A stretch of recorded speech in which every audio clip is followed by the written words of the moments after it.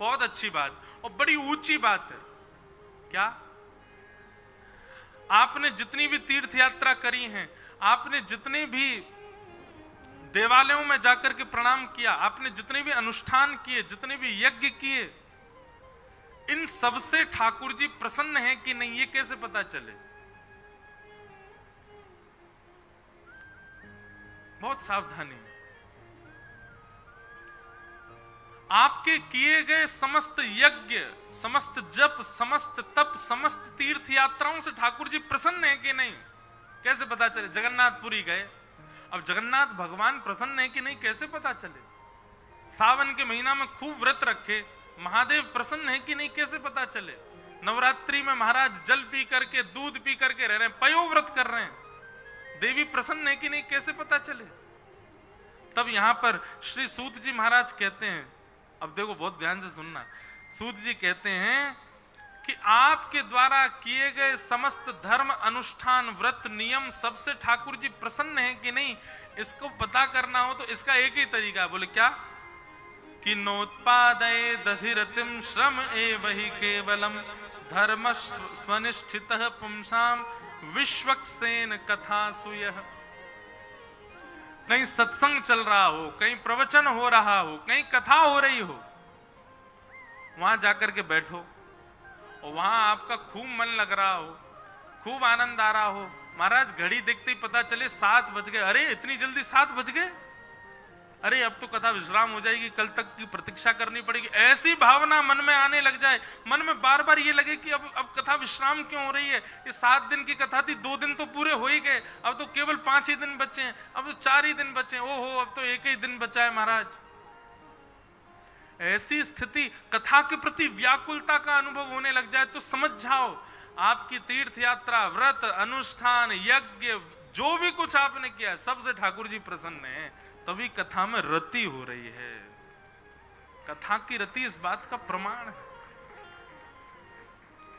और यूं लग रही है 7 बज गए, अब क्या कर रहे हैं, कथा आप पूरी कर दें, अब जल्दी करें, चाय वाय पिए, बढ़िया, अभी तो वो भी होने वाली, भजन संध्या भी होने वाली रात में, उसमें भी बैठना पड़ेगा। ऐसी भावना यदि चित्त में आ रही है तो फिर अब जगन्नाथपुरी वगैरह जितनी आप गए थे सब कट्टस कर दो, सब फेल हो गए आपके, कोई आपके व्रत, अनुष्ठान, नियम कुछ स्वीकार नहीं किए ठाकुर जी ने। लेकिन कथा में ऐसी रुचि बढ़ रही है कि अब आनंद आ रहा है, सुख मिल रहा है, मन कर रहा है कि नहीं और सुने और भाव आवे। अरे महाराज जी इस भाव से भी पता चलता है, कई लोग बोलते हैं पैरों में दर्द होता है नीचे बैठने में, आप ध्यान पूर्वक कथा सुनो, चित्त लगा के कथा सुनो, 4 घंटा कब निकल जाएंगे पता ही नहीं चलेगी। मन बुद्धि की स्थिति जहां होती है तन वैसी प्रक्रिया करता है। कई बार आप आनंद भर करके जब कथा श्रवण करते हैं तो कई बार घंटों का नहीं पता चलता कि कितना समय निकल गया। और जिस समय ऐसी स्थिति कथा में होने लग जाए कि बस अब सुख मिल गया, आनंद आ गया, महाराज बस यही रस चाहिए, यही भाव चाहिए, यही सुख चाहिए, समझ जाओ बस ठाकुर जी प्रसन्न है। आपके द्वारा अर्पित की गई एक तुलसी भी ठाकुर जी स्वीकार करते हैं, तभी कथा में रुचि बढ़ रही है। आप कहोगे हमारी रुचि बढ़ाने के लिए जबरदस्ती बोल रहे हैं, महाराज जी नहीं, ठाकुर जी के जितने प्रिय हैं सबकी लिस्ट बनाओ, सबको कथा से प्रेम होगा ही होगा। प्रभु चरित्र सुनवे को रसिया, राम लखन सीता मन बसिया। प्रभु चरित्र सुनवे के रसिया कौन है? श्री हनुमान जी महाराज। रुक्मणी जी भगवान की पत्नी, श्रुत्वा गुणान भुवन सुंदर क्षणवताम ते। रुक्मणी जी अपने पत्र में कहती है मैंने आपको सुना है केवल, और जब से आपको सुना है तब से आपको अपना पति मान लिया। कथा श्रवण के प्रति रुचि। ध्रुव जी महाराज, ध्रुव जी की स्तुति प्रारंभ होगी, ध्रुव जी महाराज क्या कहते हैं भगवान से? कहते हैं भक्ति मोह प्रवहताम त्वयि में प्रसंगो भूयाद अनंत महताम ममलाशयानाम ये नांज सौल वण मुरु व्यसनम भवाब्धिम निश्चय भवत गुण कथाम मृतपान मत्त। आपकी कथा सुनने का मैं व्यसनी हो जाऊं, नाथ ऐसी कृपा करो।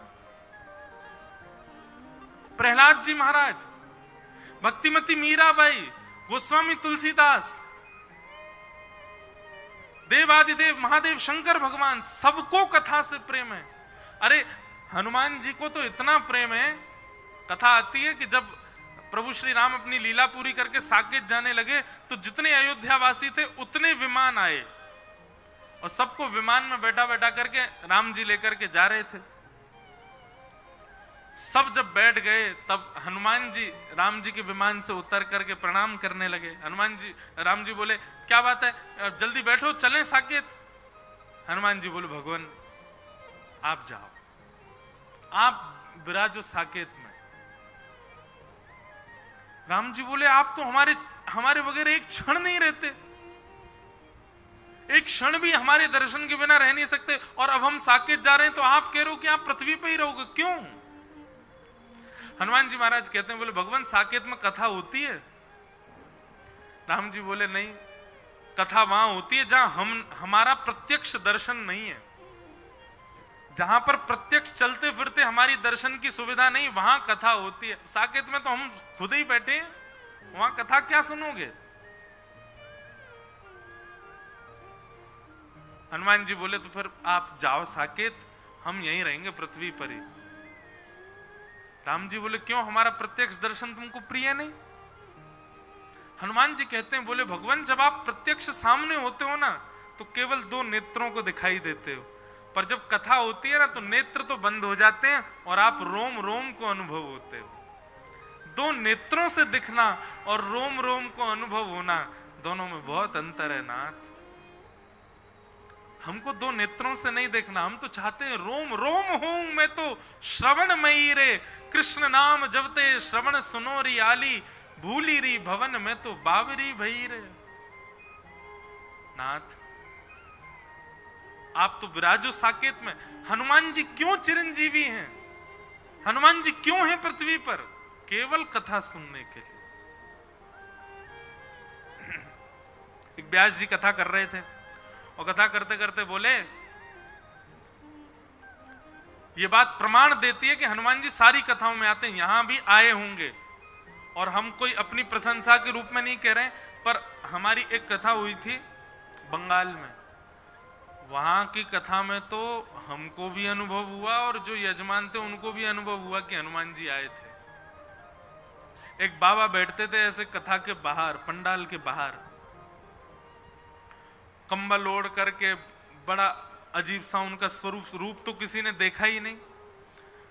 कथा प्रारंभ में कब आ जाते, बाहर गार्ड लगे थे, पीछे सब लोग एंट्री डोर पर, सब किसी को नहीं पता वो अंदर कब आते थे, और कथा होने के बाद वो जाते कब थे ये भी किसी ने नहीं देखा। तो मैं हनुमान जी की बात ही कथा में बता रहा था कि वो हर कथा में आते हैं, तो यही बात यजमान परिवार का एक बालक सुन रहा था और वो 3 दिन से नोट कर रहा था कि वो बाबा बाहर आते हैं। मुझे भी जब मैं निकल के जाता था मुझे भी थोड़े दिखते थे, दूर एक कंबल ओढ़े एक बाबा खड़ा रहता है। तो जैसे ही मैंने ये बात कथा में की कि हनुमान जी निश्चित आते हैं, तो वो अपना कैमरा ऑन करके गया उनका फोटो खींचने के लिए, बोले महाराज जी को दिखाऊंगा। और उसने कैमरा से फोटो खींचा तो कमर के भाव से कंबल ओढ़ रखा था दिखा, और वो खींच करके अंदर आया और उसने अपने पिताजी को दिखाया, बोले महाराज जी अभी कथा में कह रहे हैं ना कि हनुमान जी कथा में आते, देखो मैं ये मुझे लगता है हनुमान जी। तो उसके पिताजी बोले चल मेरे साथ चल। दोनों जैसे ही बाहर गए तो वो वहां से अंतर ध्यान थे ही नहीं वहां पे। खूब ढूंढा, बाहर जा जा करके ढूंढा, इतनी गति नहीं थी कि वो इतनी जल्दी चले जाएं। जब शाम को मुझे बताया तो उसके हाथ पैर कांप रहे थे। जब उसने रूप स्वरूप दिखाया तो मुझे भी अनुभव हुआ कि नहीं ये हनुमान जी थे, और भैया अब के आमे तो इनको छेड़ना नहीं, सुन नहीं देना। हनुमान जी निश्चित आते हैं, रूप बदल बदल करके आते हैं, चाहे एक क्षण के लिए ही हाजिरी लगाएं, कथा में हनुमान जी का नित्य आगमन होता ही है। और इस बात को स्वयं हनुमान जी स्वीकार करते हैं, भगवान से वरदान मांगा है, यत्र यत्र रघुनाथ कीर्तनम तत्र तत्र कृतमस्तकांजलिम बाष्पवारी। हे राम जी एक ही वरदान दे दीजिए। बोले क्या? जहां भी कथा हो, चाहे एक क्षण के लिए ही सही, मेरी हाजिरी वहां लगनी चाहिए। और हनुमान जी की पहचान क्या है कथा में? सबसे अलग बैठे, दो पहचान है, या तो बिल्कुल ऐसे बन के बैठेंगे कि कोई उनके पास नहीं आवे, या फिर इतने सुंदर, इतने स्वरूपवान बन करके बैठेंगे कि सब उन्हीं को देखें। लेकिन दोनों स्थिति में एक बात समान होगी, क्या? नेत्र सजल होंगे, नेत्रों से आंसू गिर रहे होंगे जब कथा चल रही होगी। वाष्पवारी परिपूर्ण लोचनम मारुतिम नमत राक्षसांतकम।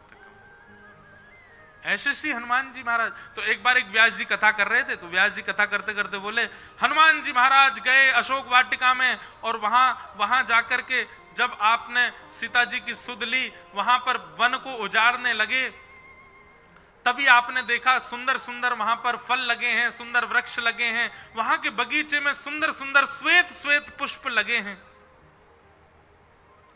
अब जैसे ही वो श्वेत पुष्प कहने लगे, तो वहीं हनुमान जी की एक प्रतिमा विराज रही थी जहां पर कथा चल रही थी। हनुमान जी महाराज मन में विचार करने लगे, बोले ये गलत बोल रहे हैं, श्वेत पुष्प नहीं थे, लाल पुष्प थे वहां के। हनुमान जी रात में सपने में आ गए व्यास जी के, और व्यास जी से बोले, व्यास जी प्रणाम, आप बहुत बढ़िया कथा कर रहे हो, बहुत अच्छा बोलते हो आप, लेकिन सुनिए, आप एक बात आज बोल रहे थे कि हनुमान जी गए और अशोक वाटिका में सीता जी की सुध ले, वहां के बगीचे के पुष्प जो थे वो श्वेत थे। श्वेत नहीं थे, लाल पुष्प थे वहां के। कल इस बात को सुधार करके बोलिएगा। व्यास जी बोले, जो आज्ञा। दूसरे दिन व्यास जी बोले, भैया हनुमान जी गए हैं अशोक वाटिका में, श्री सीता जी का दर्शन किया, वन भूख लगी तो महाराज फल खाने लगे, ऐसा सुंदर अशोक वाटिका का वन, और वहां के जो फल थे ऐसे थे, पत्र ऐसे थे, और पुष्प जो थे वो श्वेत थे। फिर से श्वेत बोले, और जब श्वेत बोले ना व्यास जी, तो हनुमान जी को देखने लगे। तो हनुमान जी थे तो मूर्ति में ऐसे पर्वत लिए, गदा लिए, और उनकी आंखें मटक रही थी हनुमान जी की। व्यास जी को मानो इशारा कर रहे हैं, लाल बोलो, लाल। व्यास जी फिर भी बोले, नहीं श्वेत पुष्प थे। उस दिन फिर से रात्रि स्वप्न में हनुमान जी आए, बोले, देखो आज फिर गलती कर रहे थे आप। अरे भैया वहां के पुष्प श्वेत नहीं थे, लाल थे। मैं गया था अशोक वाटिका, मैंने देखे वहां के पुष्प लाल थे।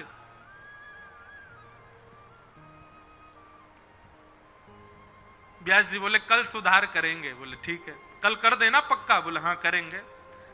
तीसरे दिन फिर कथा शुरू हुई। तीसरे दिन कथा शुरू होती व्यास जी फिर बोले अशोक वाटिका हनुमान जी गए, ऐसा था वैसा था, और भैया वहां के बगीचा के पुष्प जो थे वो तो श्वेत थे। सोई हनुमान जी प्रकट हो गए सामने। नहीं मानोगे तुम।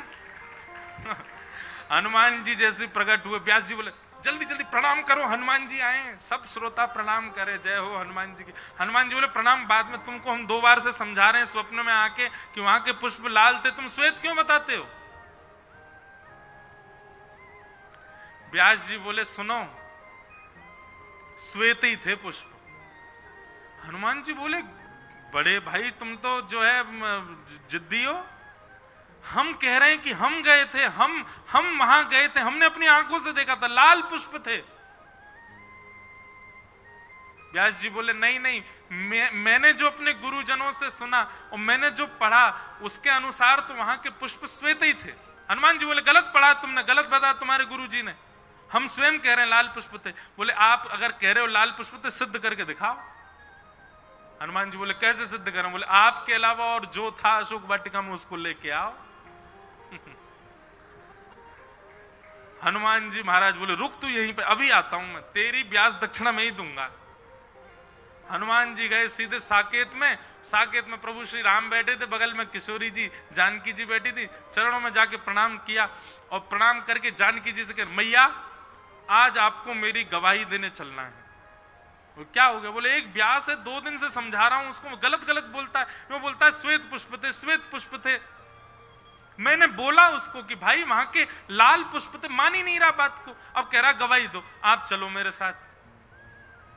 सीता जी बोली, हम चली तो चलेंगे, पर हम अकेली तो नहीं जाती। राम जी बोले, कोई बात नहीं, हम भी चलेंगे। राम जी तैयार हुए तो भरत जी बोले, हमको काय को छोड़ के जा रहे, हमको भी ले चलो। लक्ष्मण जी बोले, रुको रुको, चमर तो मैं ही डोराऊंगा, मैं भी चल रहा हूं। पूरा राम दरबार कथा में प्रकट हो गया। राम जी, सीता जी, लक्ष्मण जी, भरत जी, शत्रुघ्न सब प्रकट हो गए। व्यास जी के तो नेत्र सजल हो गए। सब श्रोताओं से बोले हमारी कथा का फल मिला, आज ठाकुर जी प्रकट भय। भैया सब प्रणाम करो, सब श्रोता प्रणाम करें, दंडवत करें। हनुमान जी के प्रणाम बाद में होगी, पहले हमारी बात रखो। मैया ये अपनी कथा में यूं कहते हैं कि पुष्प वाटिका के जो अशोक वाटिका के जो पुष्प थे वो श्वेत थे, जबकि मैं वहां आया था, मैंने अपनी आंखों से देखे थे कि वे लाल पुष्प थे। आप इनको समझाइए।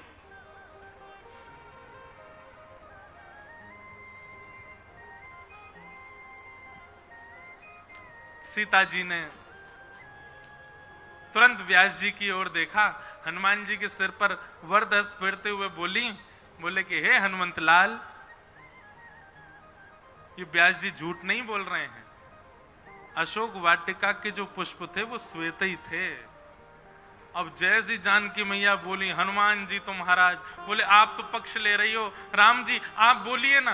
बोले नहीं नहीं, जानकी जी ठीक बोल रही हैं, वहां के पुष्प जो थे वो श्वेत ही थे। बोले आप लोग रुको, मैं अभी विभीषण को लेके आ रहा हूं लंका से, वो बताएगा यहाँ पे आके।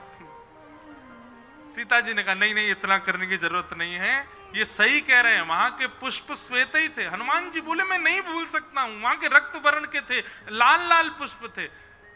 सीता जी बोली नहीं, वहां के पुष्प श्वेत थे, लेकिन हनुमान जी हमारी स्थिति देख करके, अशोक वाटिका की स्थिति देख करके आपको इतना क्रोध आया था कि आपका चेहरा ताम्र वर्ण का हो गया था, नेत्र ताम्र वर्ण के हो गए थे, जिसके कारण आपको सारी श्वेत वस्तुओं में रक्त की आकृति दिखाई दे रही थी। पुष्प तो श्वेत ही थे, पर क्रोध के कारण आपको रक्त वर्ण के लाल लाल दिख रहे थे। ये व्यास जी सही कह रहे हैं, आप गलत बोल रहे हो। हनुमान जी महाराज के नेत्र सजल हो गए, चरणों में प्रणाम किया, व्यास जी को दंडवत किया। बोले क्षमा कीजिए, हमने आपकी कथा के ऊपर प्रश्न चिन्ह उठाया। बोले बढ़िया प्रश्न चिन्ह उठाया, आपके प्रश्न चिन्ह से इतने सब पदार्थ हो गए, हमारी कथा सफल हो गई। लेकिन हनुमान जी बोले आपका भी सुदृढ़ता, अपनी बात पर अड़े ही रहे, चाहे राम दरबार आ जाए फिर भी अपनी बात पर अड़े रहे। तब से हनुमान जी की इतनी श्रद्धा है कथा के प्रति, व्यासों के प्रति और भावों के प्रति, कि हनुमान जी कभी दोष बुद्धि लेकर के कथा में आते ही नहीं है। हनुमान जी आते, चाहे कैसा भी वक्ता हो, कुछ भी कह रहा है। आजकल तो सब जगह मिलावट है, सब जगह हर तरीके के वक्ता भी हैं। हनुमान जी सब जगह जाते हैं, वो ये नहीं सुनते कौन क्या कह रहा। अरे एक बार राम तो बोल रहे हैं मुख से, एक बार कृष्ण तो बोल रहे हैं, वही बहुत है, वही उनके जीवन का सार तत्व है।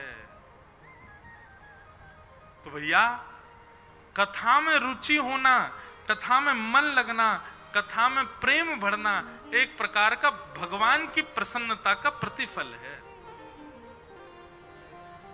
कथा से मन ऊब जाना, कथा में मन ना लगना, कथा में बेचैनी होना, कथा से उठ करके जाने की इच्छा होना, अन्य भावों की स्मृति आना, एक प्रकार से आपके व्रत अनुष्ठान ठाकुर जी स्वीकार नहीं कर रहे, इस बात का फल है। कथा ही नहीं, कहीं भी सत्संग हो, कहीं भी भगवत चर्चा चल रही हो, भगवत समाज बैठा है और वहां आपका मन नहीं लग रहा है, तो इसका मतलब आपसे ठाकुर जी बिल्कुल प्रसन्न नहीं है।